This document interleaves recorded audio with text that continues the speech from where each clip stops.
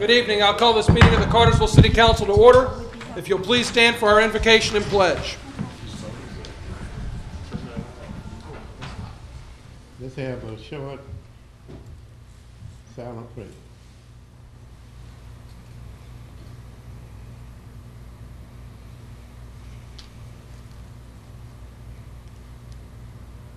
Amen. Amen. It's my pleasure to have the 12 and under state championship baseball team to come forward and lead us in our pledge this evening. Come on, guys. Come on up. Right there in front of that microphone.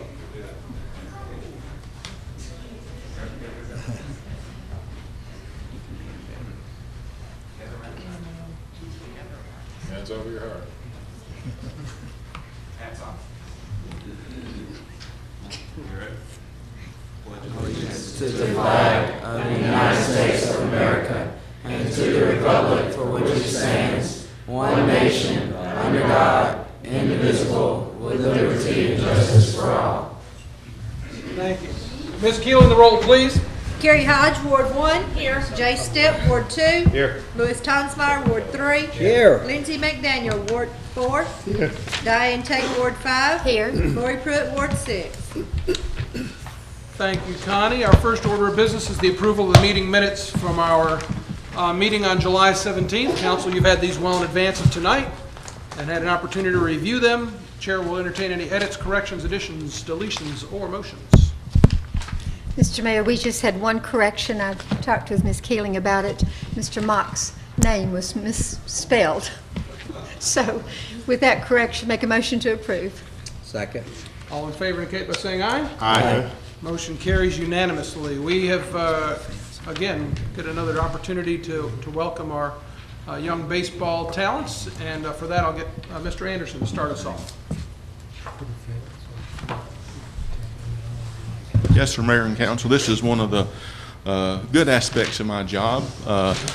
Our 12 and under Cartersville Little League baseball team that also competed in the GRPA tournament in district and the state tournament. They went to Dalton and won 4 games there, which qualified them to go to Savannah to the GRPA state tournament. Won 3 games there and are the state championship. In fact, that makes us back-to-back state championships. And I think you have a proclamation there, and we just want to recognize this team. This started in February with Little League tryouts, and ended in July, and they had a very successful year. Very good. Thank you, Greg. I do have a proclamation that I'm happy to sign, and I'll present that after I read it, and it reads like this. It says, whereas the Cartersville Little League All-Star Team won the Georgia Parks and Recreation Association 5th District 12 and Under Baseball Championships, the Purple Hurricanes representing Cartersville Parks and Recreation Department won their 4 tournament games played in Dalton, which then qualified them for the state tournament to be held in Savannah. They also, in the state tournament, went undefeated in 3 tournament games and won the championship game by a score of 16-0. Who missed the extra point there, guys?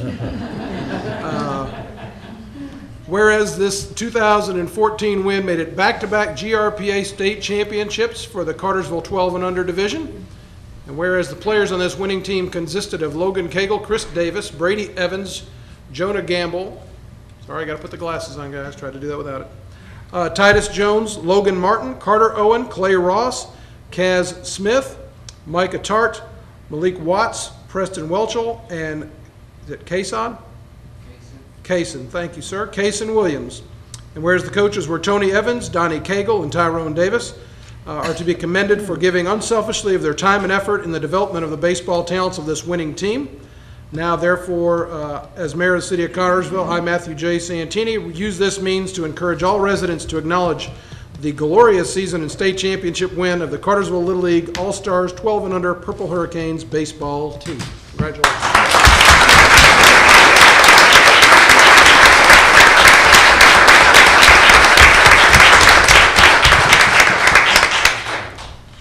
Anybody from the team want to say anything?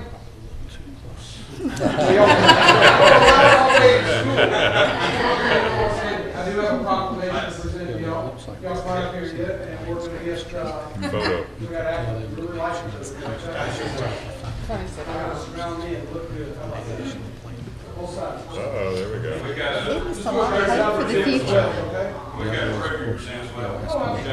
Terry, well, they're now his age, aren't they? You can put Little older. Do this. Well, this is 12 and under. Anyway, that means a good team now is an high school. Everybody in there? Everybody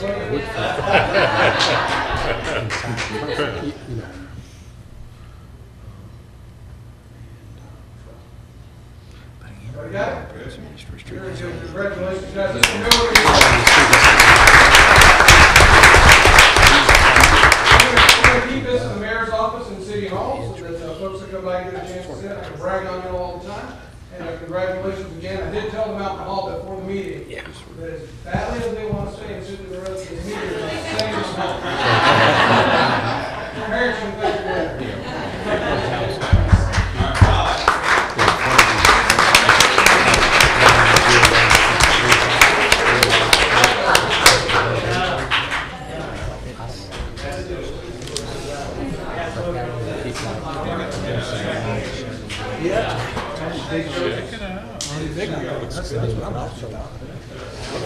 That looks good for the future.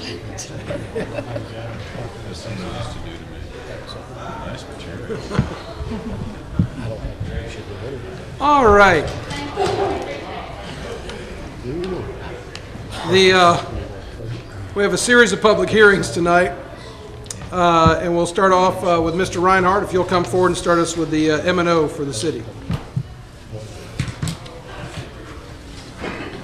Honorable Mayor and Council, property taxes received from the Cartersville M&O property millage are used for general city government operations, which include police, fire, recreation, public works, etc.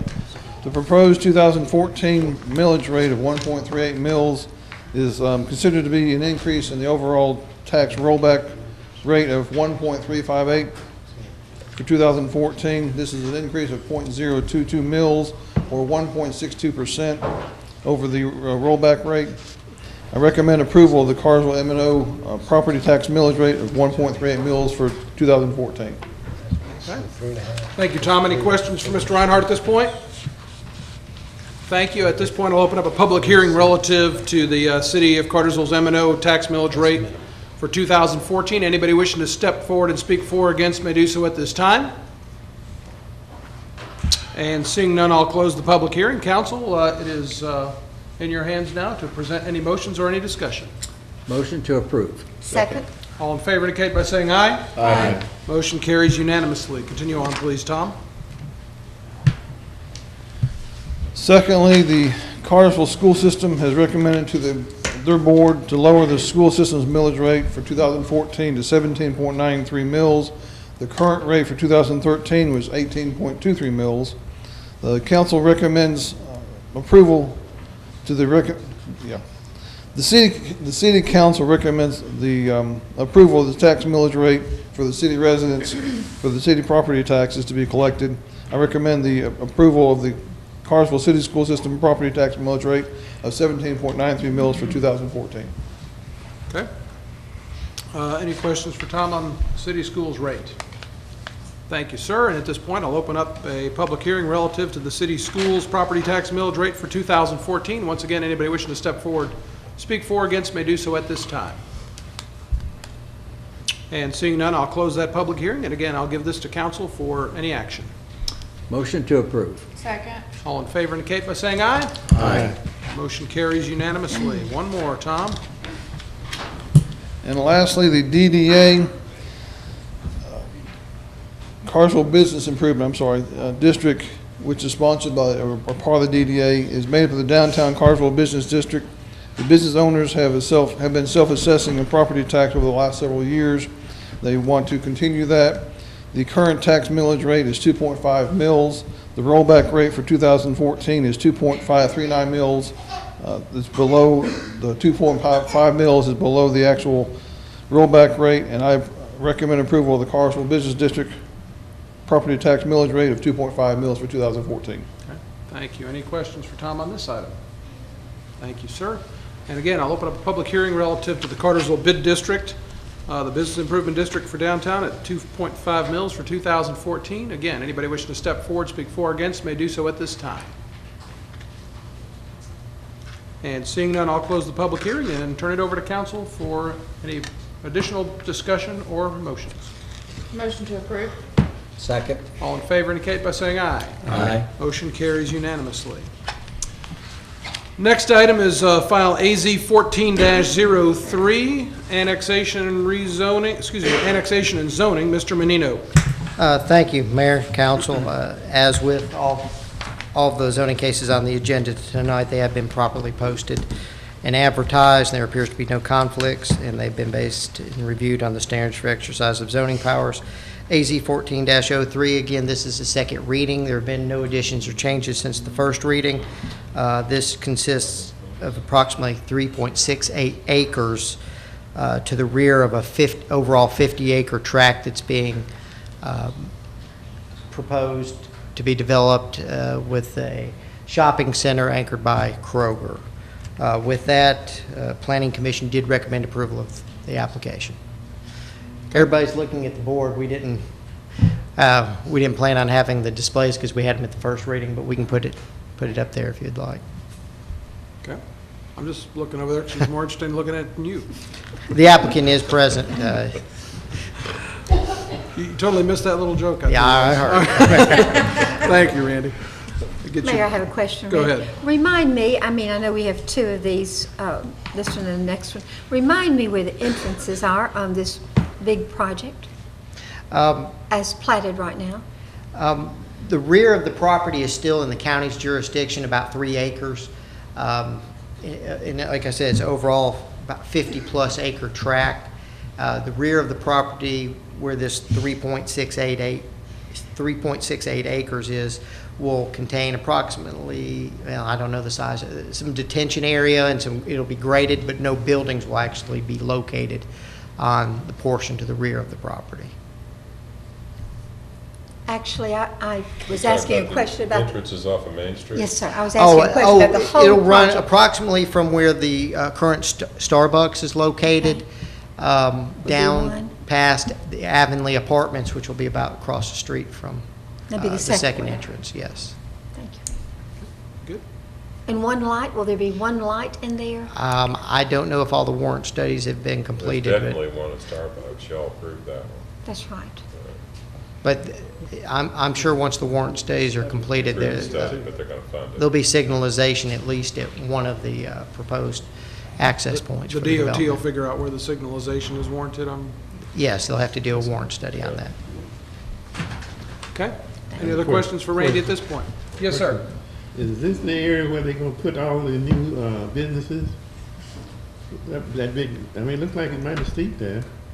I know they're gonna pull it like they did the other portion of Main Street back to toward town. Yes, they have substantial grading to do. There's grading, and they're also taking out a couple old landfills in there too. Yeah. They've got a lot of earth to move. It looks like it's deeper than what they did on Put that ridge the landfill. 113 where Go send it to across from Starbucks and Chili's and all those places closer to town.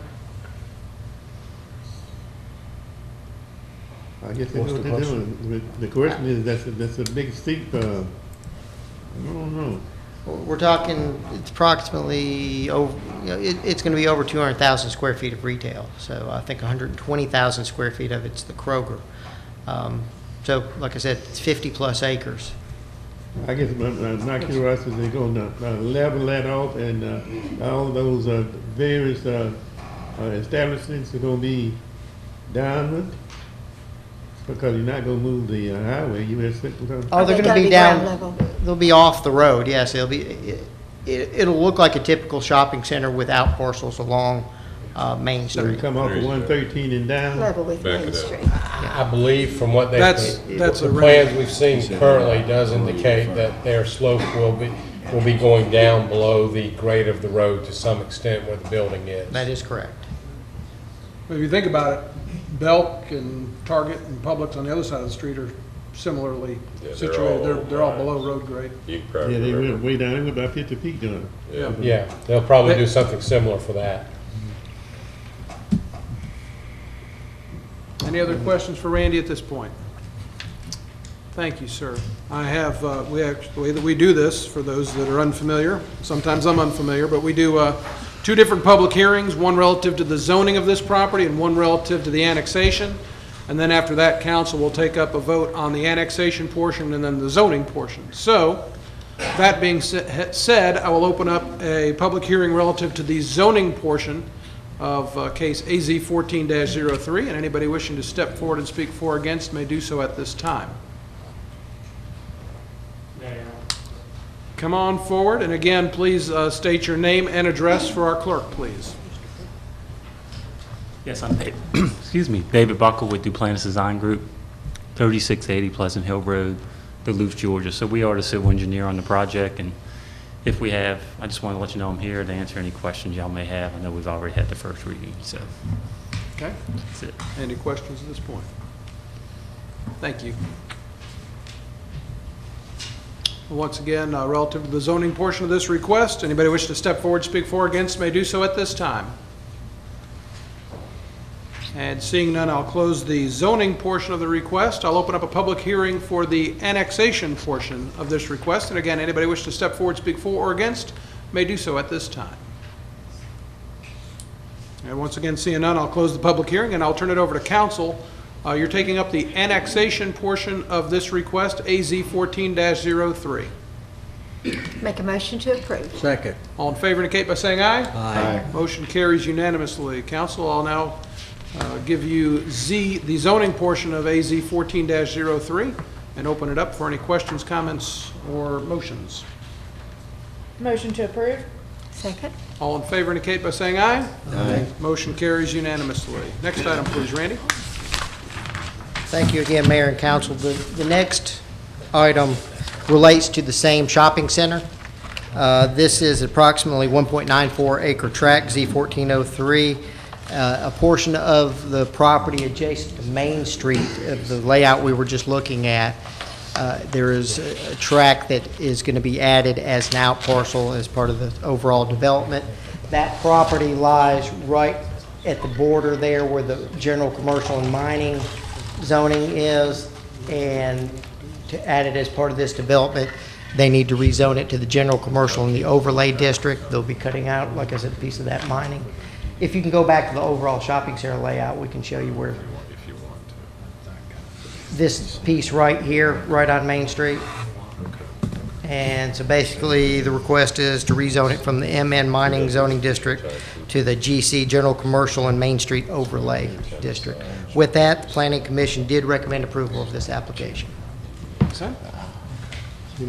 Any questions for Randy at this point on case Z 14-03? Thank you, sir.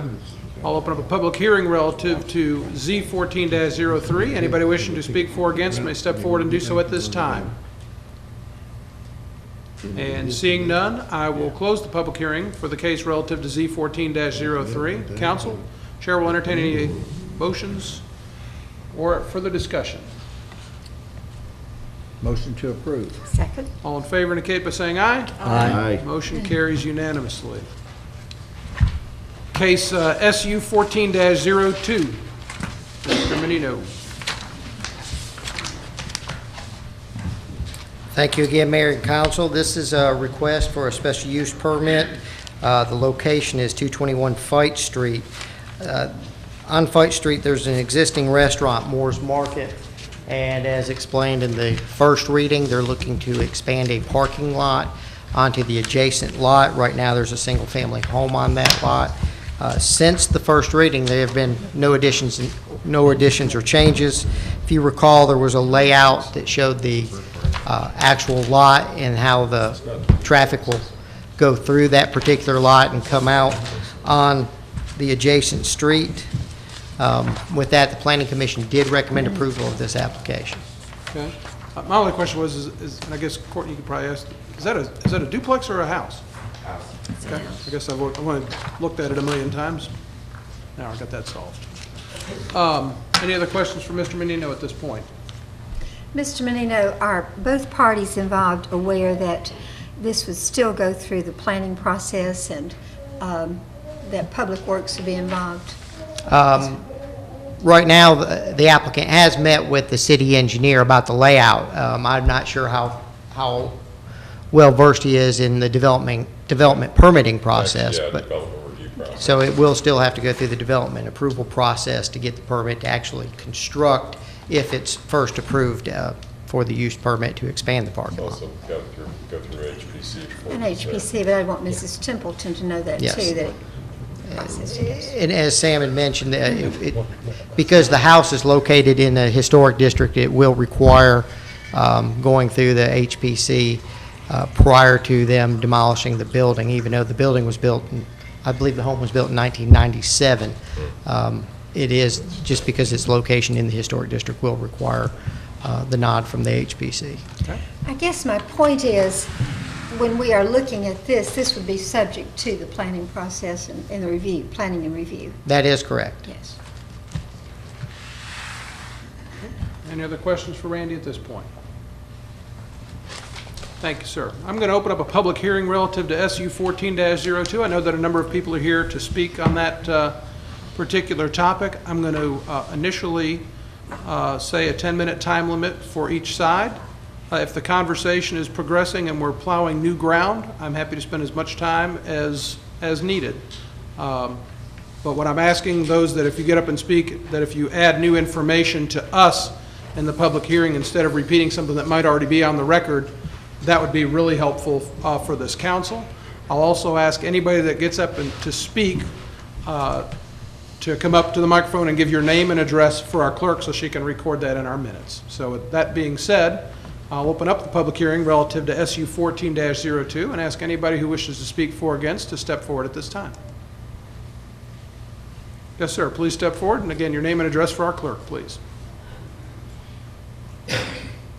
Yes, my name is Roger Beard, and I live at 507 West Avenue. That's on the corner of West Avenue and Fight Street. Now, Moore's Market, as it used to be an actual market, has been there for eons, as far as we're concerned. Probably all of your life, too. Well, it's been a restaurant for several years now. And I live across the street on the corner of West Avenue and Fight Street. If you go out my side driveway, you're right there. I often walk over there and have dinner with my wife, my daughter, my granddaughter, on several occasions, people here from out of town.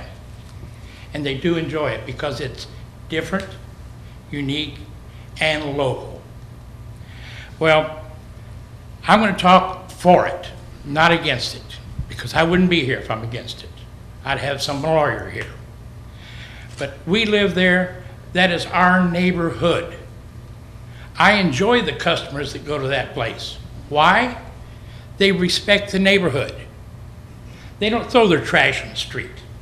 And we probably pick up a bag full every week of the people who are flying down Fight Street with the boom, boom, boom going in their cars, their beer cans. And we do have a lot of rental properties in the neighborhood, such as life. We can't stop that.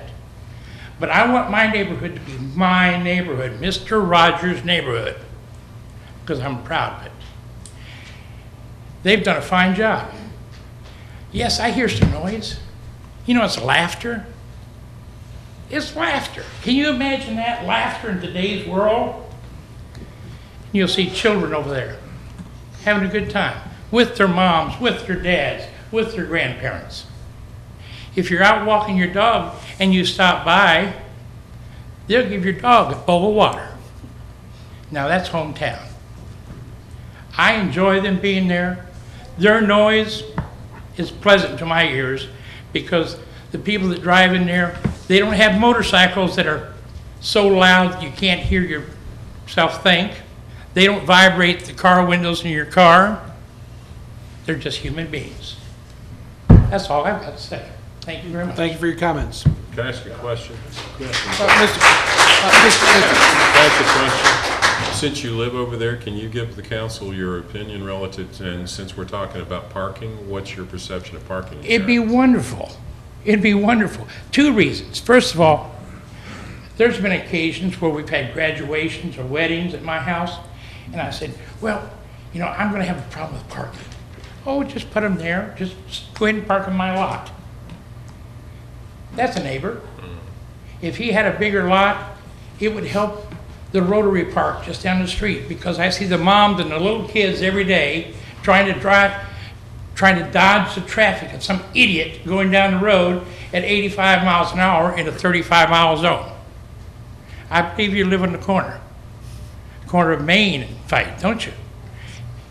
I say enough. You know what I'm talking about. Thank you. Thank you. Thank you for your comments. Anybody else wishing to speak for or against may do so at this time. My name's Kyle Russell. I live at 603 West Avenue. And I eat at Moore's, but I don't want to hurt Courtney's feelings, but I haven't said this in a while, but I wish people would quit parking in my driveway. My driveway goes from West Avenue to Herring Street, straight through. And some people mistake it for Fight Street and come through my driveway. But a lot of times I have people that are blocking my driveway, especially at lunchtime, and we go in and out the back because I don't want to get killed going out on West Avenue because it's so busy anymore. But I think, in my opinion, the parking lot that Courtney wants to do is going to be the best thing for that little neighborhood place. And if you haven't been to Moore's, you need to go. That's a great place. And Bob, no offense, I like your restaurant too. But you know, I've never said anything to Courtney, but I let friends of mine, and I tell them just to call me and let me know, you know, you're parking in my driveway. And I've got a pretty big driveway.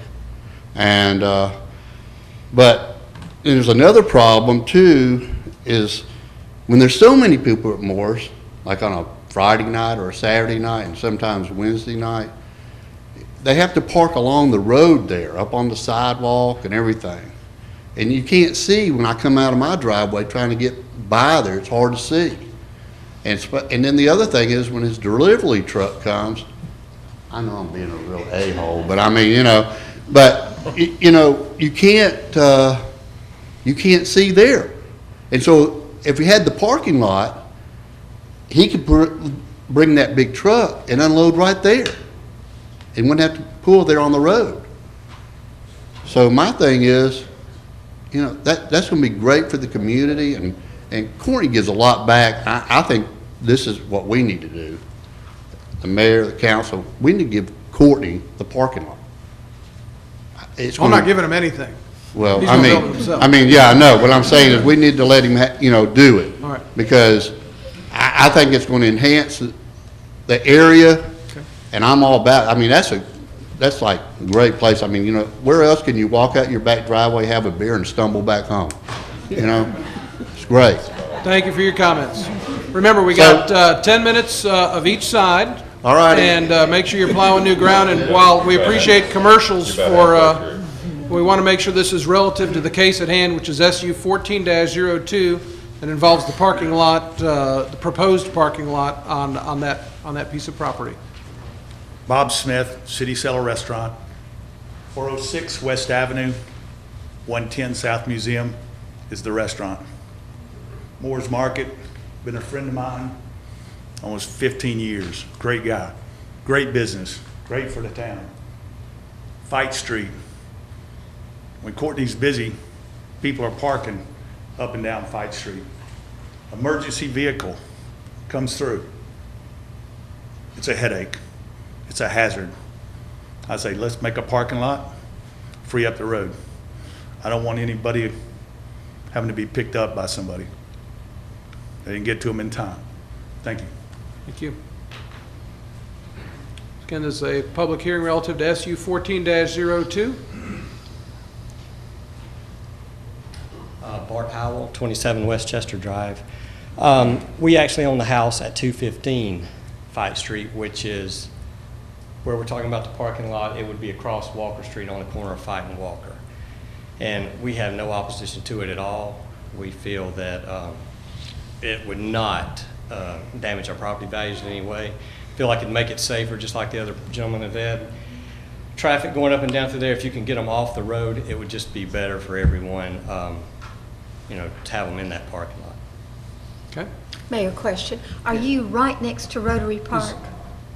Does that laser pointer work? I'd like to. 215, backing up. Oh, 215. Yeah, 215 is right here. Okay. Anybody else wishing to speak for or against may step forward at this time.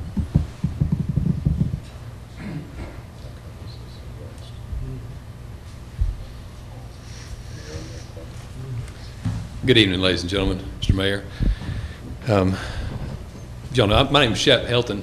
I'm here to speak on behalf of Emma Templeton, who lives at 4 Walker Street. Y'all have seen me up here multiple times. Ordinarily, when I'm here on behalf of the people trying to get something rezoned. Tonight's different. And when I get up here to do that job, it's not uncommon to hear emotional appeals, and people will talk about things like, this may increase traffic if we do new development, or, you know, I bought this place and this is the way I like it, or I'm used to looking out and seeing those trees. And they talk about things that are a step or two removed from their real day living. They talk about contingencies that may or may not occur. But tonight, you know, it's different. Ms. Templeton moved into that house in 1950-something. 51, says Ms. Tate. So for over 60 years, she's lived there. She raised 5 children there. Her son was killed in the military in 1971. And she takes care of her disabled child there now. She worked, you know, here, working 2 jobs for a long time, basically her whole life. I was talking with her daughter, who y'all spoke with before, Darian, and she was saying, well, you know, you got to understand my mom was old school. And I said, you don't have to tell me about her. I understand your mama well. She's the type of person that the world needs more of. Hardworking, decent, honest, contributing citizens, raising good children, and being good citizens. That's who she is. And if this project gets approved as it's presented, you're going to change your life. It's going to change your life, and not for the better. There are 11 parking places on the, I guess what would be the west side of, based on the current plan, you're going to have 11 parking places right there that will be shining their lights directly at Ms. Templeton's window. Directly. I mean, it's right there. It's not, this is not a contingency, this is not a maybe, this is not a could be or a might. This is in fact going to happen. And the first gentleman who spoke tonight, I loved what he had to say. It was fantastic. I think I would like him. I don't know him, but I think I would like him. He sounds like my kind of guy. And what he has said is, it's a wonderful place. And I agree with that. I could take people to Moore's because it's unique. The food's delicious. It's not expensive. It's a really got a lot of character to it, and it's a wonderful place. But when you do leave there, what do you hear? You do hear laughter. I think about when I go out to eat, and I take my family or friends, and we go out to eat, and we come out, and we're having a good time. We've had a nice dinner, had a fine time, and we're all talking and laughing and shouting at each other across the parking lot. See you, Tuesday or whatever. See you, whatever we say. That's it. Some people maybe, doing other things, but that happens, and that really happens every night. Now, if you can imagine, the hours are, run till 10 o'clock from Thursday to Sunday, I understand. 10 o'clock at night. And if you can imagine 83-year-old Miss Templeton in her house trying to go to bed, the house she's lived in for 50 years. And say from 8 o'clock to 10 o'clock, it's not just once, it's all the time. People coming out, laughing, having a good time. She's trying to sleep, taking care of her disabled daughter. Car doors slam, cars crank, cars back out, cars leave, headlights shine, just like that. You know what a restaurant parking lot looks like. And that's what we can expect from Ms. Templeton. It's really there. It's really going to happen. Now, Moore's Market's a wonderful place. It's like Mr. Rogers' neighborhood. It's nice. It's good just like it is.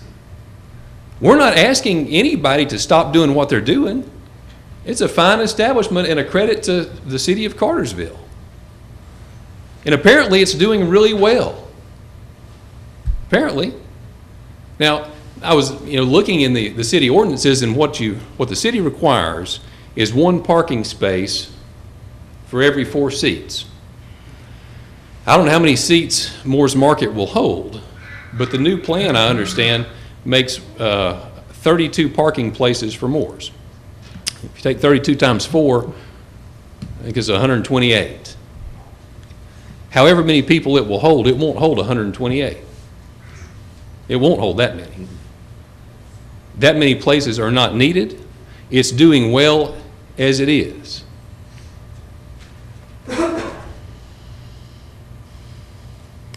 And I hate to say what I'm getting ready to say here.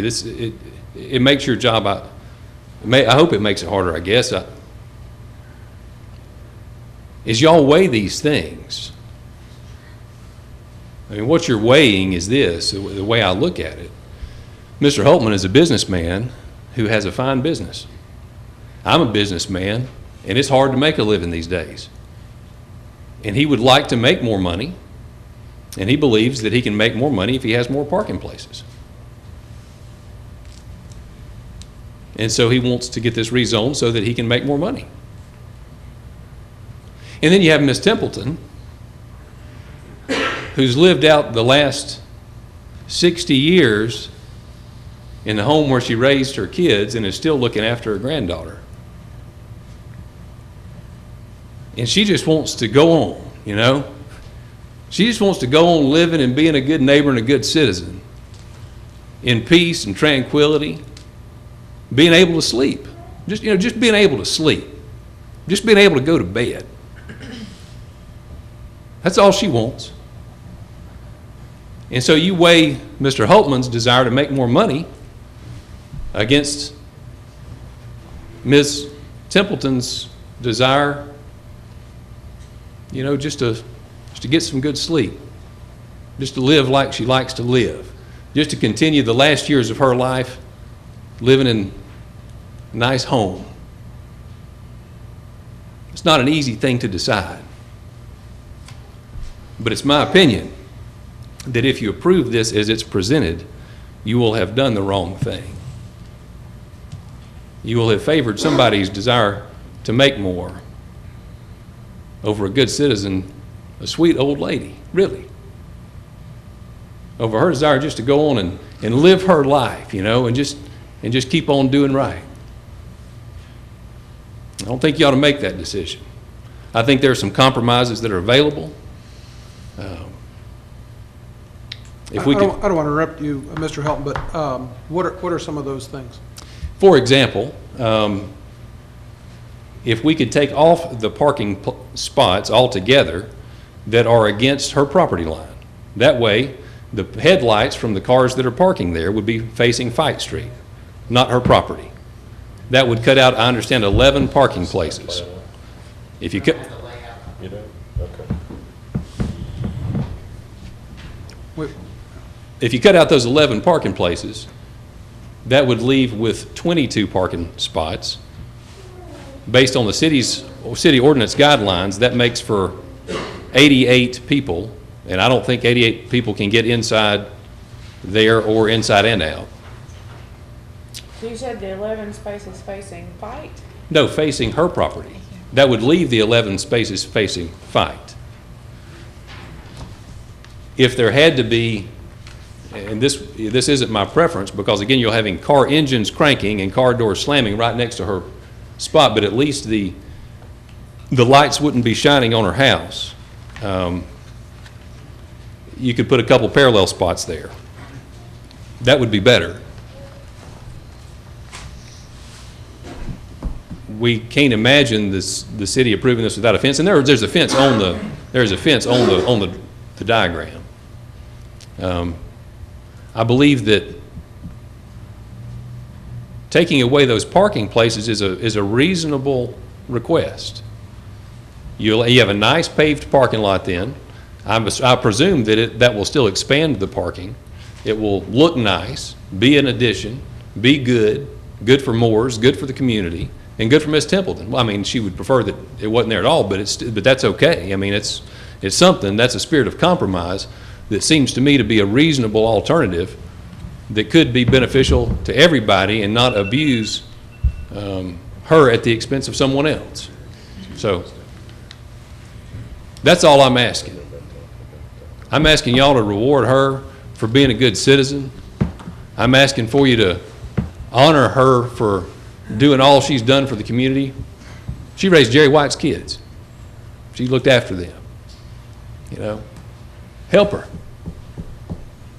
Don't just, if you approve this, I mean, you're saying, I'm sorry, you're just going to have to get used to it. I wouldn't want my mama having to get used to it. I wouldn't want to have to get used to it. You can't get used to that. If you don't deny this, council, I would ask you to push for a compromise and remove those parking places, or to table this in some fashion so that maybe we can work it out. Look after Ms. Templeton. That's all I'm trying to do. Thank you. Thank you. Mr. Holtman, I've got a couple of questions for you, if you wouldn't mind stepping forward. And again, I know I've asked you, but just your name and address, please, for the clerk. Courtney Holtman, owner of Moore's Market, reside at 323 West Avenue, own 221 and 227 Fight Street. Thank you. What was on that? I know that house was built in 97? 97. What was on that property prior to that? Were you there? Does that precede your ownership? Yes. I didn't purchase the property until 2005. Mrs. Tibble, I can't remember. Okay, thank Oh, you. I see. Okay. And I guess my question was, this is, Mr. Helton had brought up that you're doing this for more money. The question that I had prior to this work session, or to this hearing, is, and I think I may have mentioned it to you in the past, the amount of money that you can, in my mind, the amount of money that you can get is in a house rental would probably, at least in my mind, be greater than it would be in a parking lot. What is the motivation behind your requesting this parking lot? This is not a money-motivated move. This is something that is needed. We have people that use the Rotary Park that park. We have people that park on the street. We had an instance the other day where somebody was parked too close to a corner and they couldn't see through an intersection. This is more about safety more than anything. Getting people, even though they can park up and down on both sides of Fight Street, as it is right now, there's no yellow markings. People do. It's just not the best case scenario.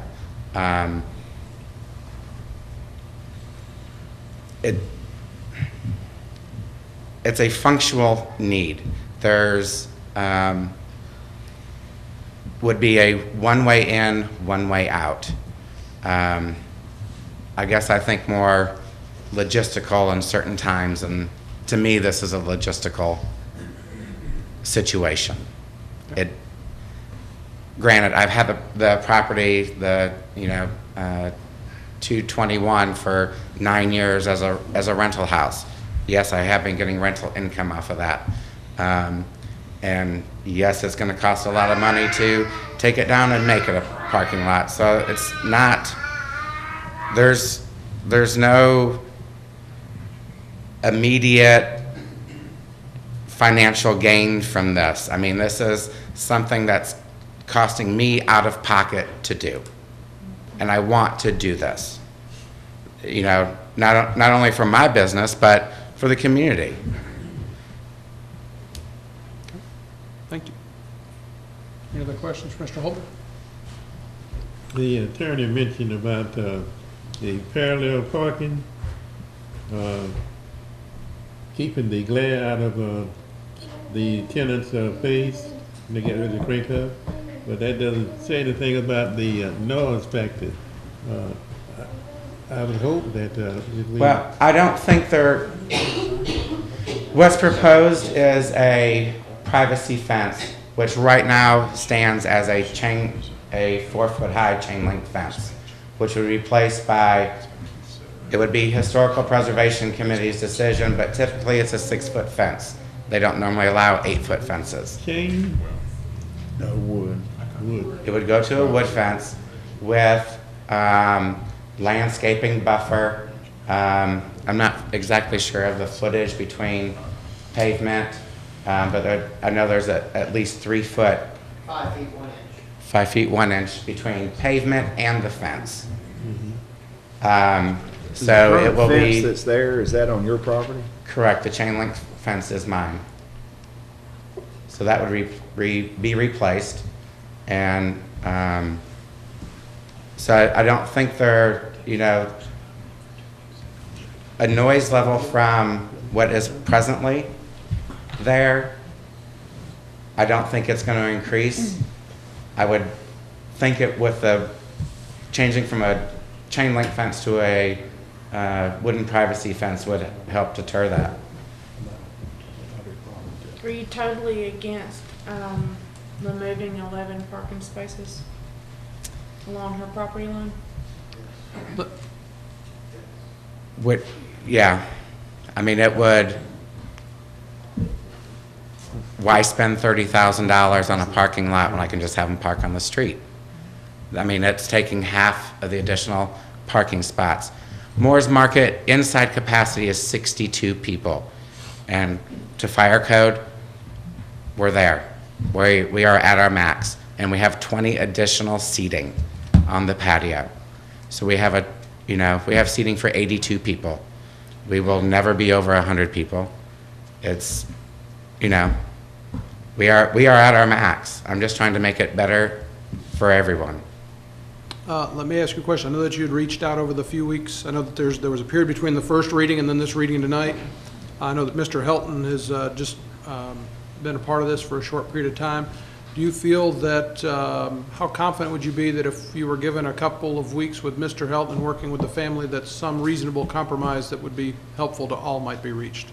I mean, I would like to say there would be a positive, but I'm unsure. Okay. All right. Mr. Helton, will you step forward, please? Mayor, I appreciate you.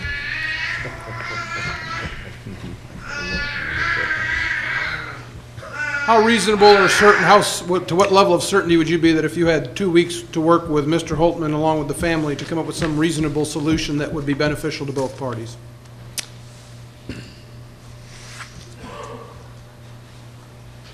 I'm not sure. I've spoken with Mr. Holtman about doing away with those parking places, and he's said that he's against that.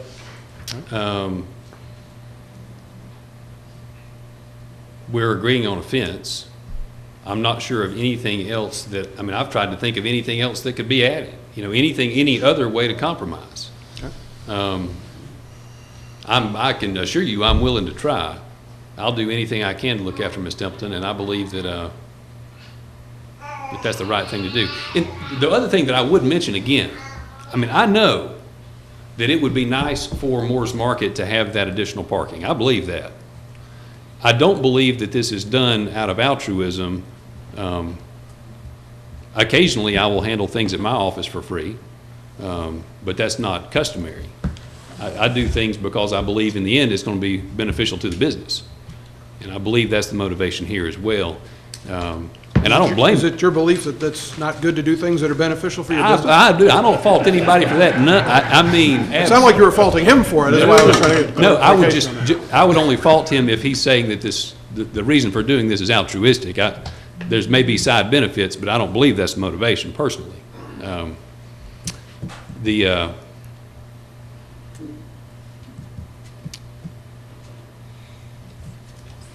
It's doing well as it is. I mean, Moore's Market is thriving and doing well, the best I can tell. By approving this, I'm not saying it wouldn't help them, it probably would, but it's going to hurt somebody to help them. I'm not sure that's a good idea. Thank you. Thank you. Randy, Oh, go ahead. Can I ask Randy a question?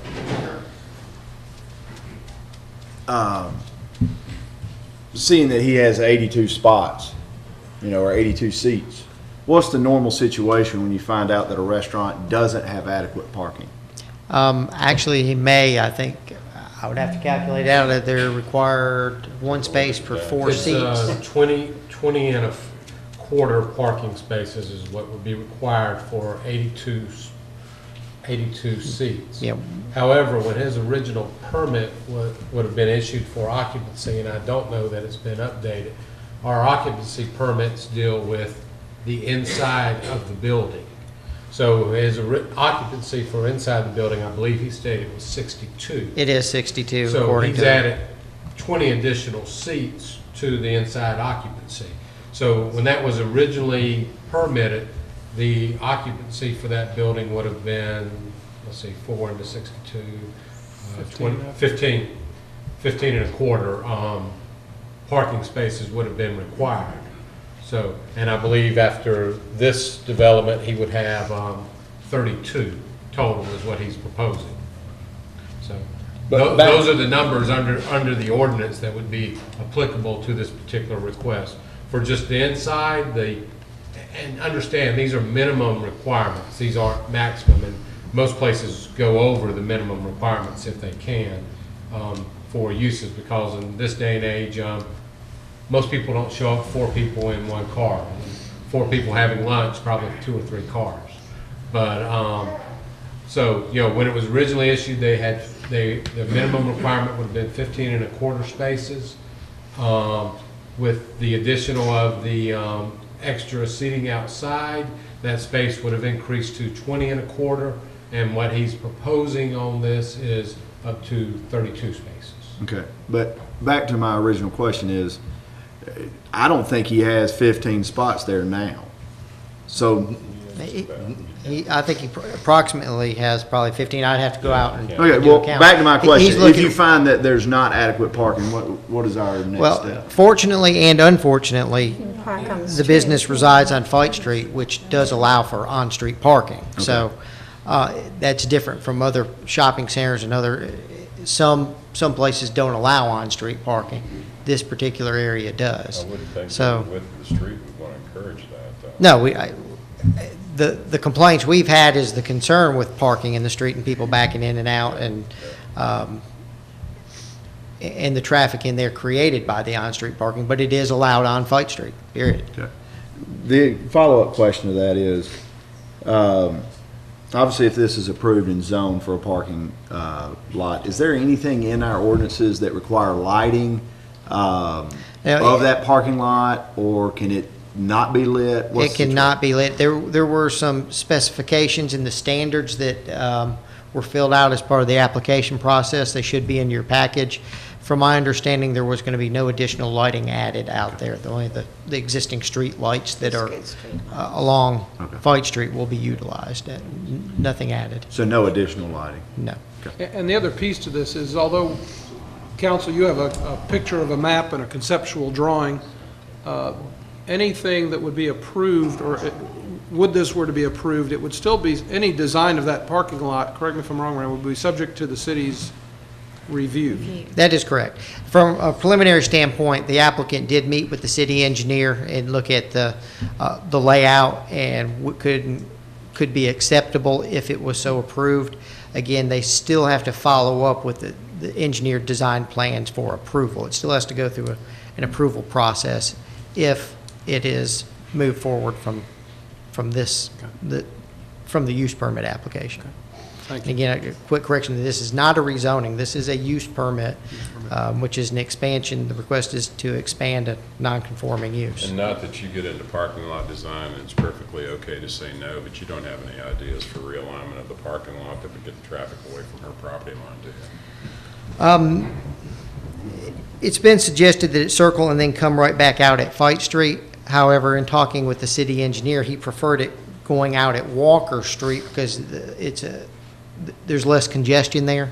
Yeah. And you're bringing it out on a less traveled road, so the safety aspect of it, it's much safer exiting where it was originally proposed. But, you know, it could be turned and come back out on Fight Street. But again, I'll defer that to the city engineer in the review process. Thank you. Any other questions for Randy? Thank you. And we still have the public hearing open. I guess my reason for the last two folks that I asked to come up is, you know, the choice, I guess, in speaking to council is, you know, there's either room for compromise and we let them do it, or it's certainly within your purview to do whatever you choose. I don't make motions, but I think everybody up here's preference would be for there to be some sort of something to where everybody feels like a winner. But if not, that's why we all get paid the big bucks to make decisions. Yeah. So Mayor, that this is my ward. I'd like to say something, please. May I? Please do. Absolutely. It's an addition to our neighborhood to have Moore's Market, and absolutely we appreciate Mrs. Templeton in the neighborhood. I would hope still there would be some place for compromise. There just almost has to be. We have all our neighbors here in the room. We're all supportive of doing the right thing. So I'm going to make a motion to that end.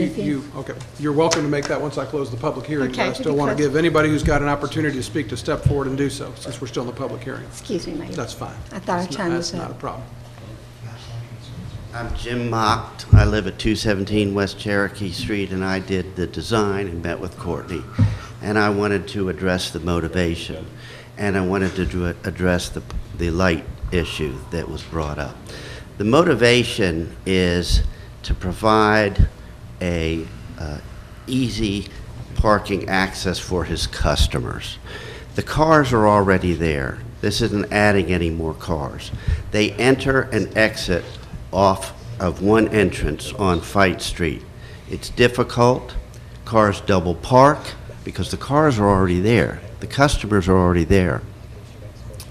This would eliminate that, and Courtney's motivation to do that is for the comfort of his customers, which is why he's so successful is what he's doing. Now, I certainly have the highest respect for Mrs. Templeton, and I certainly sympathize with her concern of a parking lot being next door. But as far as the light issue, the parking lot will not be lit. The fence is solid. It could even have battens, so there aren't any cracks. Then in front of the fence are evergreen bushes, and there's no way headlights are going to be flashing into her bedroom. In fact, there's less chance of that with this fence than the way it is right now. The big issue with this parking lot is the entrance and exit. It's one way in and one way out, and that's what it's all about. It's all about the safety of the community that uses this restaurant.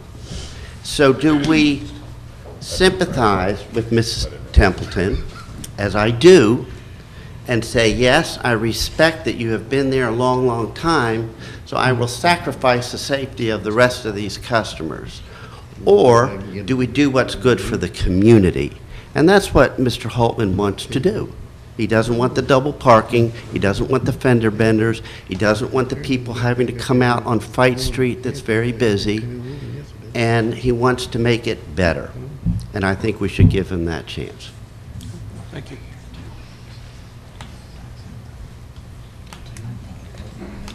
Still have the public hearing open. Told you we're going to take 10 minutes aside. Again, I also said if you felt like you wanted to be here and speak, I'd give you the opportunity. So I will ask once again, anybody else wants to get up and speak may do so at this time. Yes, ma'am. Please step forward. And again, your name and address for our clerk, please. Yes, sir, Mr. Mayor, my name is Ann Westmoreland, and I reside at 21 Herring Street. And I take Herring Street to get on to Fight Street to go to work. And his front, where he got them put that extra seating outside, he done got planters, he's got 2 big old fans, he's got those big flower pots, and you trying to get out of there, trying to see around that stuff, it's hard. It's hard to do that.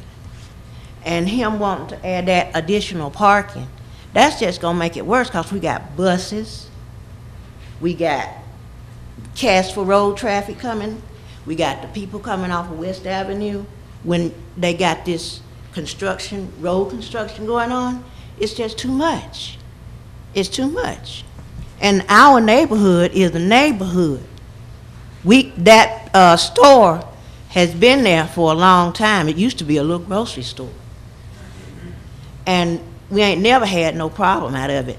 But since he wants to add extra parking, that's just going to take away from the neighborhood. It's not a neighborhood no more. It's a business like the restaurants down here in town. It's not a neighborhood no more. It's a business. And it won't feel like a neighborhood.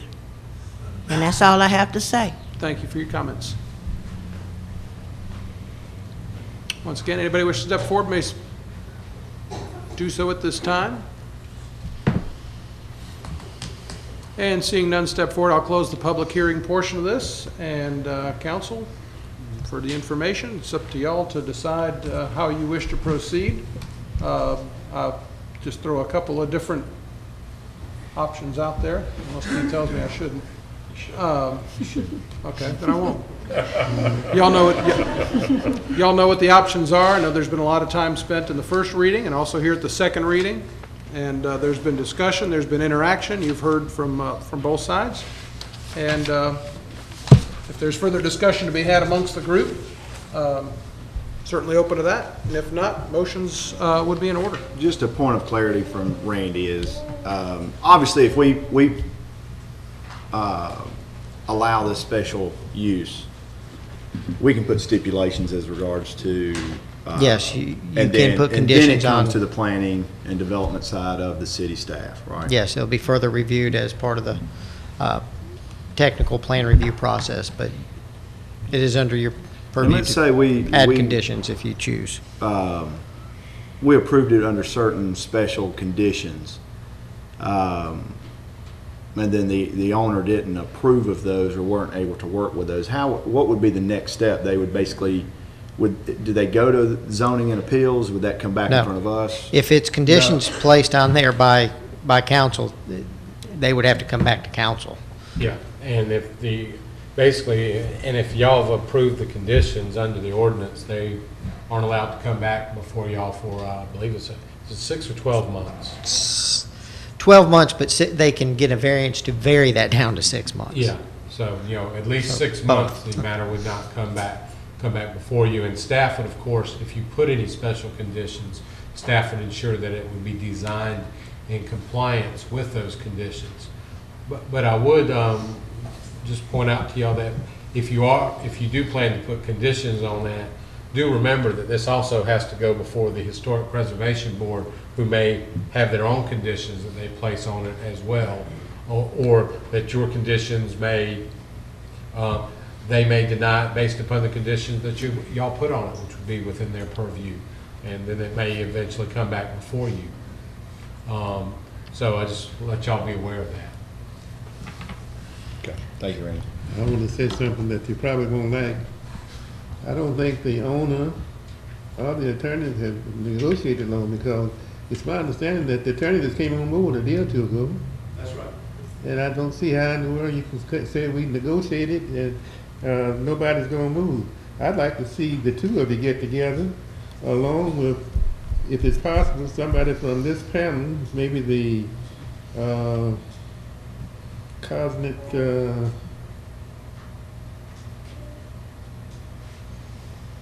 city council person.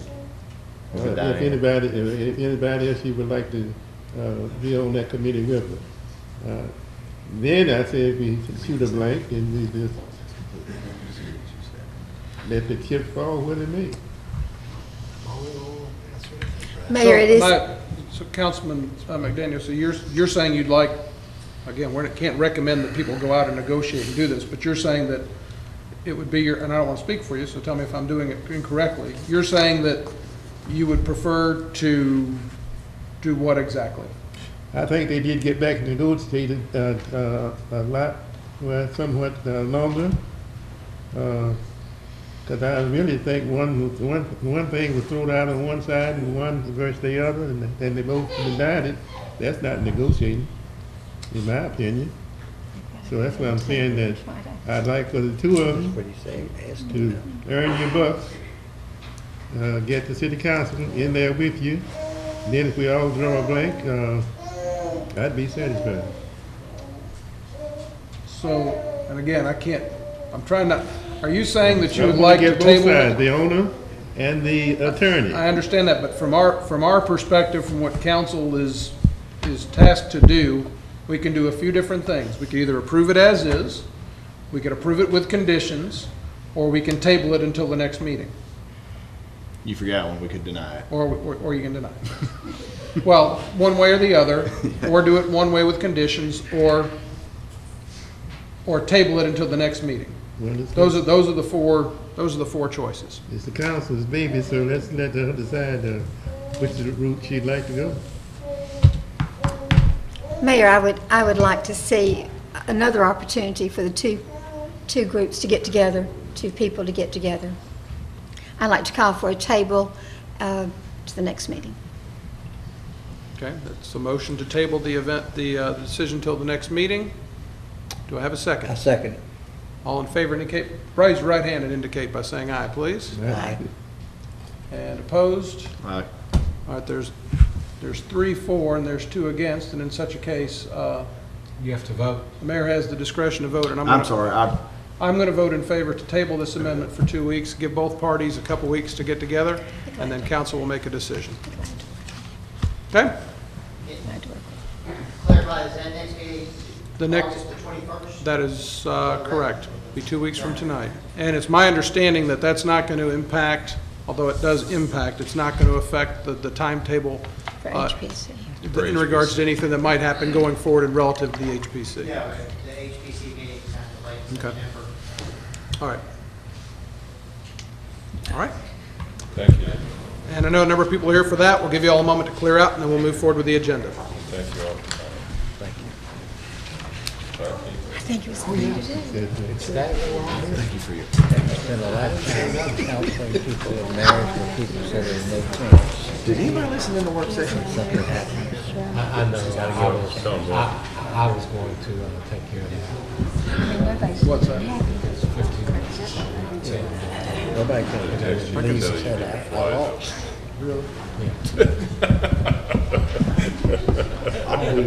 All we did was make a hard decision. All we did was delay making a hard decision 2 weeks. Because they ain't gonna negotiate. We've got out pushing to the wall. All right, let's Get cracking here. move forward with Moving right along. the next item, emergency reading of our utilities ordinance. Mr. Reinhardt. Honorable Mayor and Council, on July the 1st of 2014, I brought before the council an emergency reading for the water and sewer rates due to some erroneous information in the ordinance. At that time, some language should have been changed, and the changes were made, but I failed to save them in my computer program. I apologize for this, and now I'm bringing you, before you again, another emergency reading of the water and sewer rates.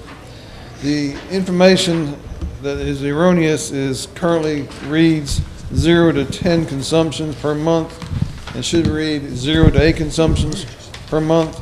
And the second reading, or the second area, reads currently 11 to 14 consumptions, and should read 9 to 14 consumptions. By allowing this language to be changed, the Water and Sewer Fund will agree with the intention set forth in the 2015 budget. I request your approval on the needed changes to the water and sewer rate ordinance effective 7/1/2014. And Mayor, we're required to state the nature of the emergency for an emergency reading. Basically, this is so the building can comply with the ordinance that was previously passed, and it has to be done because the next meeting would occur after that building's done. Thank you for stating that. Any discussion? And if not, the chair will entertain a motion. Motion to approve. Second. All in favor indicate by saying aye. Aye. Motion carries unanimously. Mr. Grove, you have the next item, please? Yes, we've got a vacancy on the Cartersville Building Authority, given Tom Quist leaving employment with the city and leaving the city, and want to recommend Ralph Sonny Miller to fill that vacancy through an unexpired term through May 15th, 2016. Okay. Any discussion? If not, a motion's in order. Motion to approve. Second. All in favor indicate by saying aye. Aye. Motion carries unanimously. Downtown Festival Zone proposal. Ms. Courier? Yes, Mayor and Council, due to the threat of inclement weather on our August 1st, First Friday event, we did postpone that event until August 15th. We would like to come back before you to request approval on a festival zone, which we explained during the July 17th meeting, again, to block off Friendship Plaza and Public Square so that folks could consume beer and wine during that event, and an updated resolution is included in your packet. Okay. Any questions or discussion from Ms. Courier on this item? If not, a motion would be in order. Motion to approve. Second. All in favor indicate by saying aye. Aye. Motion carries unanimously. Sam, you've got the Northwest Georgia Regional Commission assessment. Yes, sir, that is at it's $1 a resident, $20,001 for the RDC for this year. It's recommended for your approval. Questions, comments, or motions? Motion to approve. Second. All in favor indicate by saying aye. Aye. Motion carries unanimously. Mr. Sanders. Thank you, Mayor. This item is an agreement with the EPD and FEMA it's basically a data sharing agreement. It's a new program called Risk Map, and MAP stands for Mapping, Assessment, and Planning, and it's to provide more accurate floodplain data on EPD has hired a consultant to do more detailed studies, and this agreement basically just says that we will work with that consultant and supply them information. It's no cost to the city. It's just more of a good faith agreement that we will be cooperative in their efforts to have better floodplain maps, and we recommend approval. Okay. Any discussion on this item? Mayor, just a question. Tommy, will any of these flood maps, will they have any impact on existing pieces of property? I mean, will it change Yes. any property owner's Well, deed? you know, right now, the ordinance we're under includes the Dewberry study, which is a limited study. So, in fact, EPD has hired that same consultant, Dewberry, to do more detailed study. And so this will hopefully sharpen the existing information. The existing information tends to be more conservative. So this will hopefully help property owners not have to do their own studies. Like right now, the Dewberry study is so conservative, it might show an area that's floodplain that this study, when they did a more detailed study, would show is not in the floodplain. Thank you.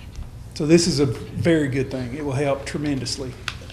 And no cost to us either. This is a really good part. The state's paying for it. Okay. Thank you. Motion to approve. Second. All in favor indicate by saying aye. Aye. Thank you. Motion carries unanimously. I do need to correct a piece of housekeeping. If you have one of the printed agendas, on the agenda is the sponsorship agreement for the DDA for the First Friday event. That was taken off the calendar, off the agenda, because that particular event does not involve alcohol, so it does not require council approval. That was put on the agenda, and that's why it has been removed. We need to take a 5-minute break, and we will adjourn for 5 minutes, and we'll be back with the rest of the meeting. Karen. Yes, I need a motion to adjourn. You do, but I mean, I'm not saying anything.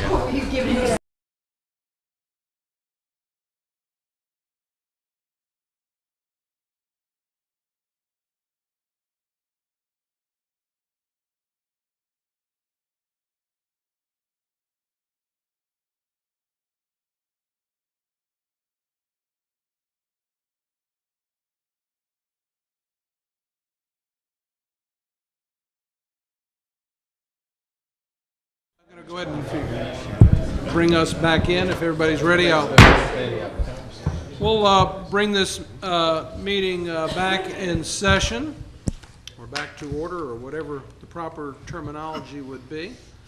The next item we have is what? Rental agreement for the third floor of the depot. Mr. Porta. Yes, Mayor and Council, as you recall, about 2.5 years ago, AIDS Alliance moved into the third floor depot, renting the space out. They have closed down as effective June of this year.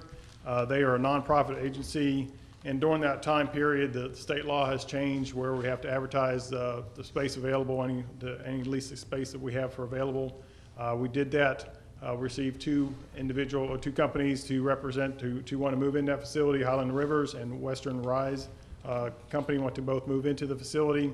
Highland Rivers is a nonprofit agency. In my conversation with Lola Thomas over the AIDS Alliance, they were going to, if the furniture was going to stay with the nonprofit, it would stay in there. Otherwise, the furnishings that up there would have to be done away with, whatever the nonprofit requirements are for that. The two proposals that were submitted, the Highland Rivers actually had come back in on their, even though the agreement I had sent out, the lease agreement said $250 a month for the through January or through December 2015, and then the rate rises to $300 a month for a couple years or a year or two. Highland Rivers actually stated in their proposal letter to $300 a month effective when they move in. The other company agreed to the $250 or signed the lease agreement. That's again, this is one of the things that they recommend or ask for in the proposal. But the proposal before you, the DDA board recommends Western Rise take the space in there for the third floor of the depot, and there are representatives from both parties here this evening. Okay. Any questions for Mr. Porta at this point? Dan, I guess I'm unclear. Both are willing to pay, or both are in a request for proposal willing to pay $300. Is that right? The Highland Rivers is the only one that submitted the $300. The other one just signed the lease agreement as, you know, they came in and signed the lease agreement. You know, I didn't ask them that, you know, anything additional. I'm just pointing out what was sent in with the letter request from Highland Rivers. So basically what you're saying is you had prepared a lease with a rent in it, which was $250 a month. Correct. And whoever, one group came in and they just signed the lease. The other group said they would pay up to $300 a month. Correct. Okay. Does that answer your question, Diane? Okay. No, what did you just say? They came in and signed a lease? Well, they signed there's a form lease that the city has for that building, and as part of the bid package, they get a copy of that lease. And what they did when they submitted their application or bid back to the city, they went ahead and signed that lease saying that they were agreeable to all the terms in there. That lease, of course, is not binding or anything unless the mayor and council approves it. Okay. Any other questions for Mr. Porta? And the DDA recommends? Western Rise Corporation, LLC. And when would they move in? Depends on when the timing is. If the Highland Rivers has to, I believe they've taken over the furnishings, they have to work out an agreement sometime in the month of August. Okay. Let's go ahead and get into why Highland Rivers has moved in there. Have they moved in advance of council approving it? Yes, I had talked to them prior to that. Tara Curry and I sat down with them and discussed the lease agreement or the property in there, and discussed some issues that they had been, DDA had been experiencing over there prior to the transition from AIDS Alliance moving out. I explained to them the process of having to advertise this out, and this is the first time any lease space that we've had more than one company want to submit the, want to move into that space. And now they may be in a bit of a bind if council approves Western Rise because they have to get out and that was unauthorized. Well, they were never, there was a form, they have to go through the process, and that's, yes, I met with them, but there was never to officially move in. They have, you basically take over the furnishings, I believe they left a copier, AIDS Alliance left a copier and all. I explained to them that they had to go through the process, and it was advertised legally, it was required by state. Are they currently using the space? I have shared sent some emails back and forth with the director, and basically he had said that they had moved in there. I said, you need to cease operations, except he had said they have their computers there and stuff. I said, well, you can, and a printer, said you can go in there and print stuff, but you cannot be using it I don't remember exactly, I have to pull up my email to say exactly what I said, but they were not to use it. Basically, I told them cease and desist using it permanently as office space until it was approved at the city council. So at some point, they were authorized to be in that building as the new lease agreement. They had their equipment, they had their furniture there, but that was determined prior to council ever seeing it. Correct, they were just taking over. Okay, well, how did that happen? I had met with them, with one of the assistants with AIDS Alliance and Highland River, the assistant from Highland Rivers, and just discussed the process, and just, did not figure that there would be other people that want to bid on it, even though it was advertised for bid. And I discussed with them, that the furnishings could stay if one company, AIDS Alliance, agreed to take over that position. But even so, even if we hadn't had anybody else want to bid on the property, it is normal procedure for the building with a new lease agreement to come before council, true? Yes. Okay. I just want to make sure I understand how this all transpired, and I think I do now. Okay. Any other questions? And normally when someone moves out of a lease situation, all the property is removed before the city would go and lease that building, because there's normally cleanup and touch-up that's needed before we go out and lease a new building to someone else. And it's not the position of staff to assume that council's going to approve anything before you all approve it. I had no knowledge of the fact that they moved in there. Okay. Tell me again what Western Rise is, and It is Dan, if you don't mind, what I'd like to do, if it's agreeable to you and the rest of council, I know that I think representatives, as you mentioned, from both companies were here. Yes. And I know that wanted an opportunity to speak, and they've sat through a number of hearings, and I think we owe them a bit of our time to hear directly from them what their companies do. And so since you asked for I'm sorry, the name of the companies is jumping out of my mind right now. Western Rise. Western Rise. If they would come forward and just talk a little bit about their business and answer questions from council. And again, if you would, your name and your address for our clerk, please. My name is Kelly Schlatt, 94 Cardinal Road, White, Georgia. What was your name again? Kelly Schlatt.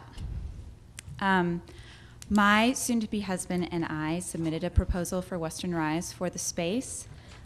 We are the owners and operators of Western Rise. It is a second business for us. Western Rise is a lifestyle mountain apparel company. It focuses on fly fishing, and our goal is to inspire younger generations to get outdoors and adventure. We have recently outgrown our home office, and we are looking for a larger space in which we can operate. Our primary use for the office will be design headquarters, marketing space, and order fulfillment. Our business, because it is a second business for us, we are both fully employed, so we do our primary business between the hours of 5:30 and 9 p.m. So none of our business would interfere with any of the DDA's daily operations, any of the Welcome Center's operations. We normally operate on weeknights with occasional weekends and lunches if necessary. We are primarily a wholesale and online business, so there will not be people coming to visit us in our office outside of office hours or during office hours. Generally, the majority of our business partners are in Colorado, and we travel to see them. They do not travel to see us. If on the off chance that they did, most of those meetings would take place after 5 p.m. Okay. Any other questions? Okay, thank you. Thank you. And Mr. Beard, I know you wanted to speak as well. Yes, sir. Thank you. Thank you, Mayor. Thank you, council members. Appreciate y'all having us. And your patience, I know, is probably waning thin. That was quite the debate there, but I appreciate that very much. Appreciate y'all's public service. I've been 15-year public service myself, and coming to you in the capacity of public service tonight. And just real quick before we get into the nuts and bolts of, I think y'all have a lot of questions. There may be some misinformation out there. Who we are and what we do. Highland Rivers is an organization that's been in Cartersville, well, Bartow County, and we are in the city limits, and the address is 650 Joe Frank Harris Parkway for 40 years. So we're an institution in Cartersville that is a little-known jewel that serves a very important population. Across Northwest Georgia, we're a public nonprofit, so we're an instrumentality of the state. So much like you, we serve a public good and a public benefit. And across those 12 counties that we serve, Bartow County certainly is very central and important to what we do. We serve 15,000 people a year, and the 15,000 people a year are comprised of 3 basic populations, 2 of which you may know us for. 1 is mental health, 2 is addictive disease, 3, kind of the lesser known but very important and near and dear to my heart, is developmental disabilities. I've got a cousin here in Bartow County that lives here in Cartersville that is severely disabled, and we serve individuals like that throughout Bartow County. We're located up on the hill as you go 41 south out of Cartersville, Mr. Tilley's shop. And we've been in Mr. Tilley's place, I think, for close to 20 years now. It's where all the TV broadcasts happen, the highest point in, I think, Cartersville, and where they broadcast from. We probably employ 25 people there, give or take. We probably serve 1,500 Bartow County residents a year out of that location. So this opportunity with the AIDS Alliance, I really want to thank y'all for the last 2.5 years. I think you've done the community a big service by providing that space there at the DDA to that organization, because without that low-cost, nice space there, I don't know that the AIDS Alliance could have carried on in the way it has. The opportunity to really continue this community service to Cartersville and Bartow County came our way when Ms. Thomas came to us and said, look, we're going out of business. We're closing our doors. We cannot continue to do this. The funding is not there. The way we view Highland River is we're a unique animal, and you'll learn more about us, you hear more about us through a lot of partnerships. One of them, Mayor, you're very aware of, with Bartow Health Access. Integrated care is at the heart of what we do in terms of treating the whole person, the whole health, not only the behavioral aspects, but the medical aspects. So the Bartow Health Access Board has asked us to come in and do integrated care. Well, this is an opportunity that we just couldn't pass up to continue this vital service to Bartow County and to Cartersville of continuing the residential component for the AIDS Alliance. And that's key, the residential component. The AIDS Alliance did a lot of things for many people. The residential component of what they did, or they do, serves 12 people and 12 supported housing residents here in the city of Cartersville. And these are all HIV positive people. In fact, there is a mom and a daughter. One of the daughter that we serve is a senior at Cartersville High School. She's HIV positive. And for those of y'all that know anything about it, I'm not an expert. I'm in fact an engineer, not a healthcare guy, but I run a healthcare business. But have a big heart for people that need it most. And those of us in public service, that's a big part of what we do, and that's what we're here for, is to serve those most in need. And those 12 individuals are very medically fragile. And in terms of the situation at the DDA and at the depot, I think there is some I wanted to clarify some things. I heard some discussion around we've already moved in. The way it works, we've not moved in. However, when there's a grant that funds the residential component of those 12 individuals that bought the furniture, bought the copiers, bought the computers, and that property transfers with the grant because it goes for the public good to serve those people. So that property remains in the upper depot. Now, we did have several meetings, and we have had several meetings up there with Ms. Thomas around transition, where we have been in and out of the property, but I would not say we've moved in. We did not actually move anything in. We've secured documents that are confidential, HIV positive documents up there that were already secured, and have been working with that information because it was already there in the depot. And so, we're a public nonprofit, cash in, cash out. If you look at our cash days on hand, we're like most nonprofits, so we don't have a lot of money in the bank. But there's a reason why we bid $300 over the $250. We're not in this business to make money. We don't make money. We're in this business to help people. And we feel very strongly about the people that we're serving, those 12 individuals. The continuity of care is key. We will not provide the same set of services that Ms. Thomas and her organization have provided in there. That office would serve as a launching point for the mobile case managers, where services would be delivered in the homes of the individuals that we serve. We would provide behavioral health services in our clinic on the hill up in Mr. Tilley's property, south on 41. The only thing that would happen and transpire on the third floor of that depot would be 2 meetings a month. And that is a group setting meeting of the 12 individuals that need to come in and have a group setting type of environment. That's what they're comfortable with. That's what they know. That will continue the continuity of care of what they're comfortable with and where they've been. So, I understand some of the complexities. We've met with the DDA. We've discussed this with them and some of the opportunities and options of how we can work with them. And I understand the challenges. And we want to be here to work with the DDA. My mom used to work for the DDA. She used to be on the third floor when they occupied the DDA, and love what they do in the visitor center. We were very respectful of that. And so whatever transpired in the past with the AIDS Alliance and Lola Thomas as the executive director, my commitment to you as the executive director of Highland Rivers is my staff would be sure to work with the council, with the mayor, and with the DDA to address any concerns they have around safety, around public image, whatever those concerns may be, because we feel very strongly or very passionate about these 12 individuals and their care. If the council so chooses to go with the fly fishing company over serving the HIV folks, I would ask that there be a transition period. Moving out in August, disrupting the continuity of care, we'd be homeless. We have a 10,000 square foot building that we occupy up on the hill on South 41, but we are out of space. Secondly, the individuals that we serve don't have transportation. They walk from their homes in the city of Cartersville down to receive case management services. We go to their home on a mobile basis. Thank you for your time. I'll entertain any questions, but I appreciate y'all listening and allowing us to come and speak on behalf of those 12 individuals. I do have one. What's the difference in the way the AIDS Alliance was carrying itself with its meetings and the way you're going to carry your meetings? Any different? May I ask Ms. Silver? She's the program manager. She can speak operationally. Excuse me, sir. And again, we need names and addresses for the clerk, please. I'm Jason Bearden, and our address is 650 Joe Frank Harris Parkway, Cartersville 30120. Ms. Silvers?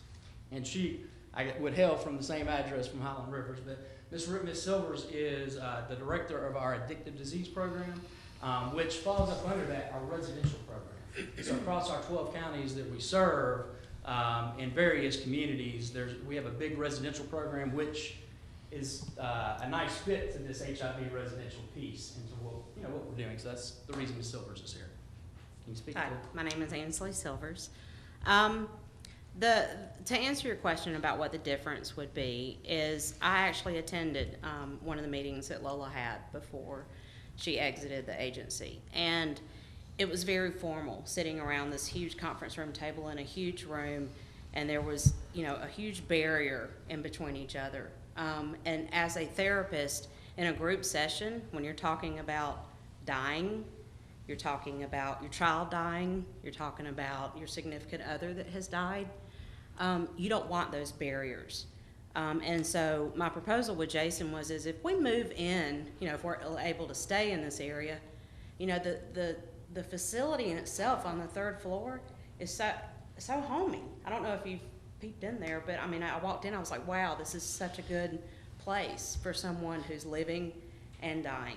And to be able to sit in a group area, in that living area, I don't think that we would need the downstairs area. No, I mean as far as your meetings. Will you still have 2 meetings a month with 12 people coming in and out, which is the same way the AIDS Alliance held their meetings with their 12 members coming in and out? I'm trying to determine whether the traffic's going to be totally different when you all come in comparatively to the traffic that the AIDS Alliance had. I think the traffic will be different as far as any loitering or concerns out front. We definitely want to address that. We definitely don't want to contribute to the stigma that HIV and AIDS already has. I think the more groups, the better. So if we do have 2 groups a month, I think with the case managers working out in the community and able to escort these people into the building, I think that would end any problems with the loitering.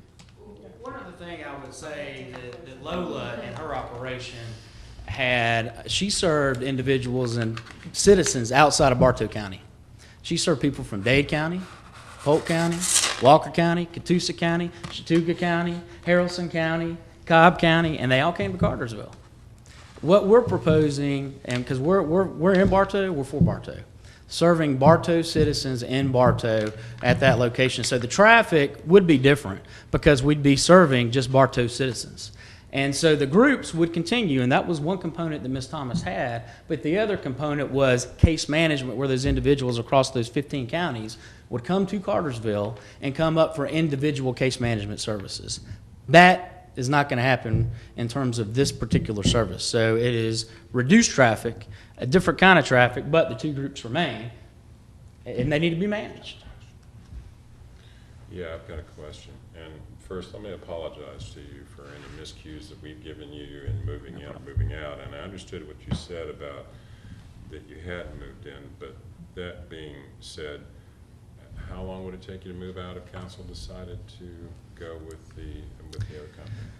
Well, logistically, we could get 2 men in a truck to come and move 2 days from now. But the question is, where would we go? We would be homeless. I would ask that the city consider, is there other space? We would like to stay in town. And if there's a better place that would suit us, I've been recommended, like the Salvation Army might have space. Other places, I mean, Lane McMillan's been great. The county is huge supporters of the commissioner with Steve and all they've done. I mean, maybe they could be of some help. But we're very committed to downtown Cartersville. These people live here, and we're about community integration and serving these people. And we don't want to disrupt their care. Did I hear a time in there? I'm sorry? Did I hear a time? I mean, we could be out very quick, but What would you want as time to move if, for instance, they said, we've decided to go with the other company and we want to give you a reasonable amount of time, not say, call two men in a truck, move tomorrow. Right. I mean, what do you need to move to relocate and get you another space? I guess that's hard. I guess the hard answer is there some assistance from the city or the county that could help facilitate finding a location? That's the logistical I don't know that we're pinch. considering that tonight, and again, I apologize to you. You're not Right. authorized to be there now. Well, we're not there now. We're not there. Well, okay, maybe I'm missing. Well, the something. AIDS Alliance's equipment, which is Because now I ours. was going to say, if you're not there, then why do you have to move out? So technically, All right, yeah, okay. Technically, yes. you are there. Yes, they're not bodies there now. Okay, so, and I was reading your letter, you were saying that $300 a month as of July the 1st was what was written, but now it's August, so, Dan, can you allude to that? I mean, why, it looks like from their letter that you got on the 21st, at the bottom it says Friendship Plaza at the rate of $300 per month effective July 1st, 2014. So have they technically been there since July 1st? They have not paid any rent. Nobody's paid any rent because AIDS Alliance was officially moved out as of June 30th or ended their agreement at June 30th. And the equipment, everything stayed there. Okay. Because it's a nonprofit. I mean, it has to be moved out. I mean, Ms. Thomas requested if a nonprofit moves in there, they'll be given the furnishings and computers and other equipment up there already. And Terry, per the DDA, they've recommended. You need to call her up. Yeah. To the podium if Yeah, you Terry. Gotta go back through. He's running. through the mayor, through the mayor, if you want her to come up. Yes, Jace, I'll give you permission to call Tara to the podium. Can I ask her a question? One, yes. What was the reason, and, you know, obviously there was two submitted and the DDA made a recommendation.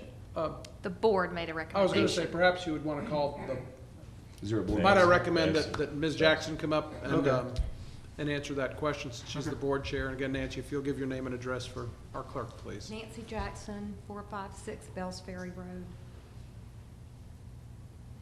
My Okay, so question, what was the question? my question being, there was obviously two potential tenants that had submitted that they would like to have the building, and DDA made a recommendation on one or the other. What was your reasoning behind the decision? Well, initially, what we were looking for is, we'd love to have the whole space to ourselves, so We were looking for a lower traffic tenant, someone that wasn't there so that we could use our boardroom. So we had a meeting held just looking for that low traffic tenant. And that was the agreement. All right. Sorry, Matt, back to you. Anything else? Thank you. That's fine. Any other questions for Ms. Jackson while she's up? Good, thank you. Sure, why not?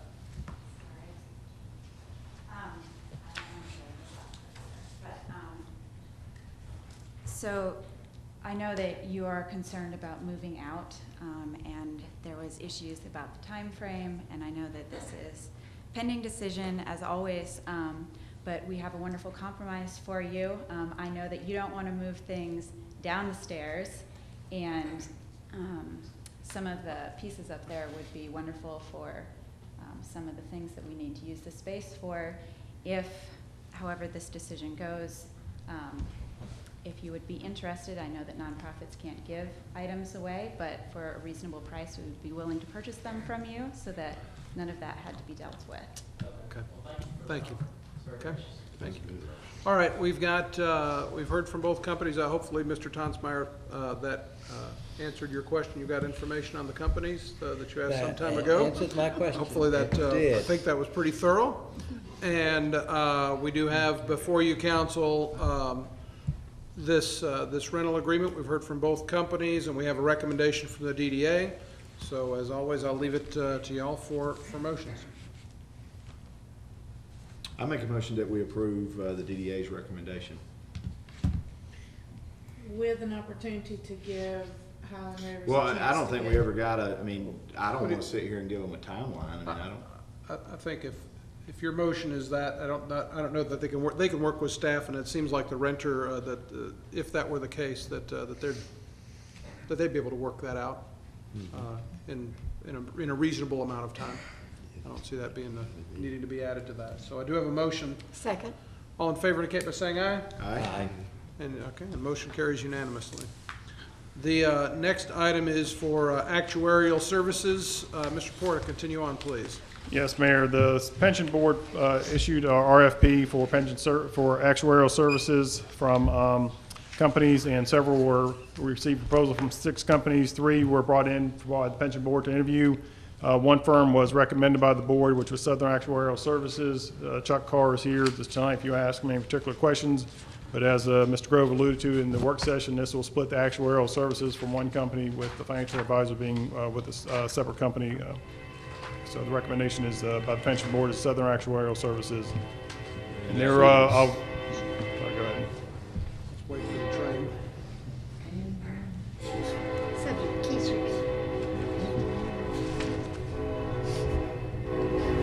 Where's that quiet zone?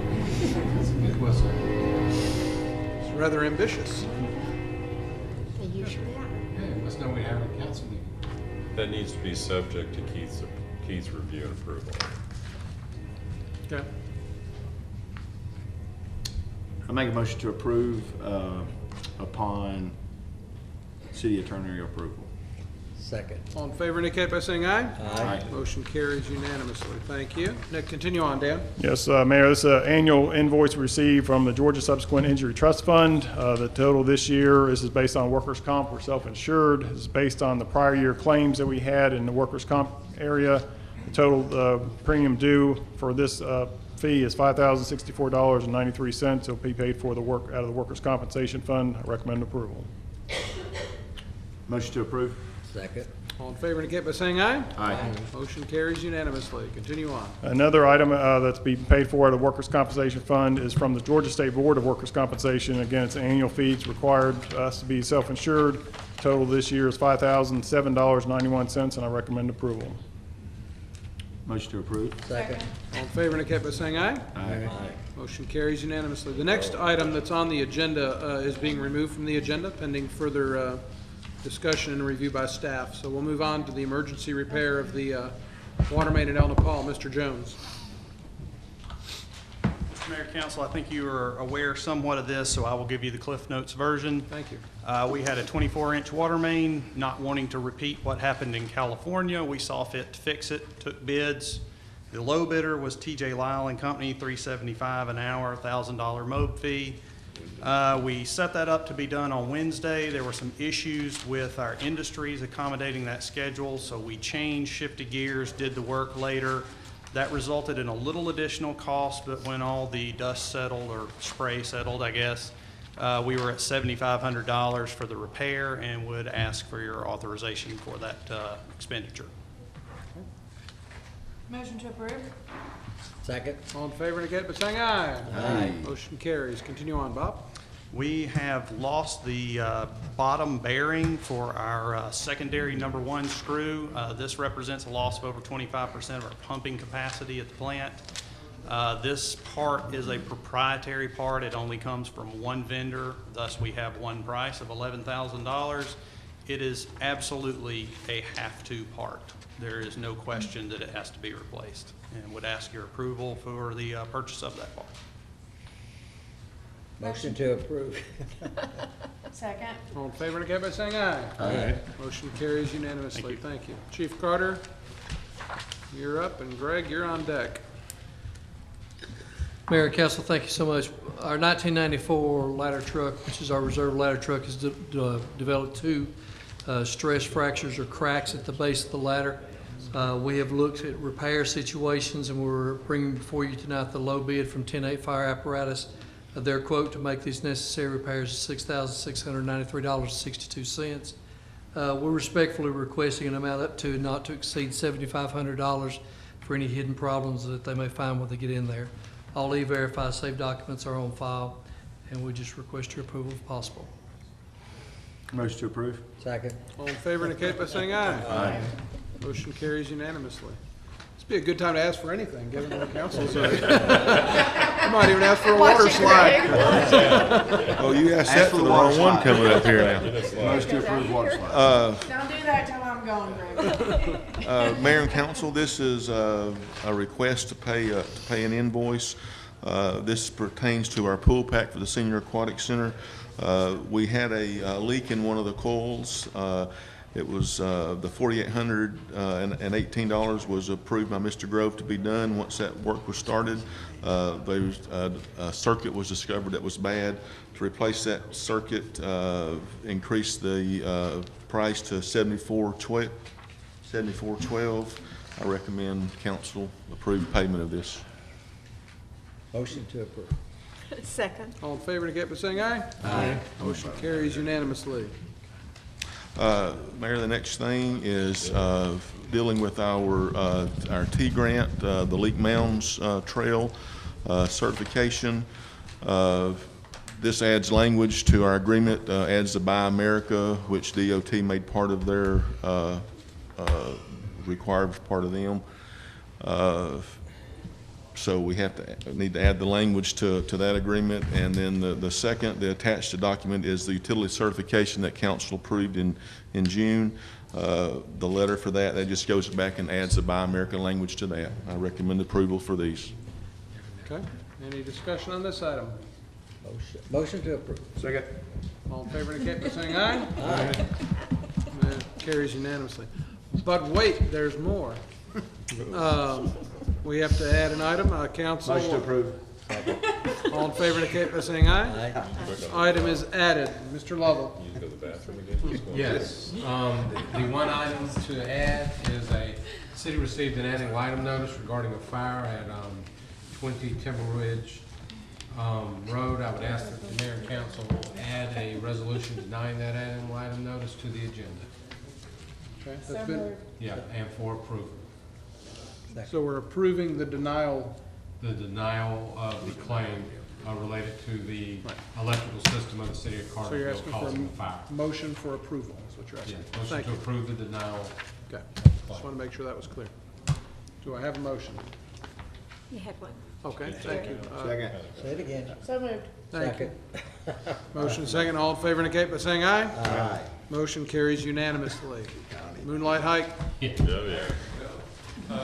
Moonlight Hike Sunday night. It's the super moon of the year. We'll be departing our meeting at 7:30. It's a Sunday night at the West Trailhead. all y'all to come. That Thank means you. I'll text you about 6:15 and say, what time are we leaving to go? Now, Because I was ready. Yeah. Now, Miss Tate did make the supermoon last year, and it was a very gorgeous moon, was it not? Very good. So, Any other business that needs to come before council tonight? Never been so happy to say this. Motion to adjourn? So moved. And get our own pot of